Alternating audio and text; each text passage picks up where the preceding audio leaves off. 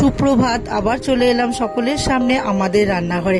আজকে আমি একটা নতুনত্ব রেসিপি তৈরি করব, সেটা হচ্ছে পমফ্রেট রসোল্লা।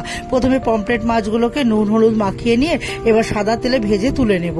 এবার ওই তেলের মধ্যে আমি একটা বাটিতে একটু গুঁড়ো হলুদ, লাল লঙ্কার গুঁড়ো, কাশ্মীরি লঙ্কার গুঁড়ো একটু জলে গুলে রেখেছি, ওটা এবার তেলের মধ্যে দিয়ে দেবো। দিয়ে নাড়াচাড়া করে আরেকটা বাটিতে আমি ময়দা আর টক দই ভালো করে ফেটিয়ে রেখেছি, এবার ওটাকেও দিয়ে দেবো।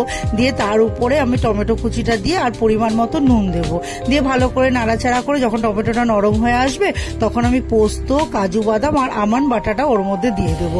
দিয়ে আর স্বাদ মতো একটু চিনি দেবো। দিয়ে ভালো করে মশলাটাকে যখন নাড়াচাড়া করবো, যখন মশলা তেল ছেড়ে আসবে তখন ভাজা পমফ্রেট মাছগুলোকে দিয়ে এবার গায়ের মধ্যে মশলাটাকে মাখিয়ে তারপরে ধনেপাতা কুচি দেবো। দিয়ে নাড়াচাড়া করে আর উপর থেকে কাঁচা সর্ষের তেল ছড়িয়ে দিয়ে নাড়িয়ে চাড়িয়ে নামিয়ে নেবো। তাহলেই তৈরি হয়ে গেল আমার পমফ্রেট রসোল্লা।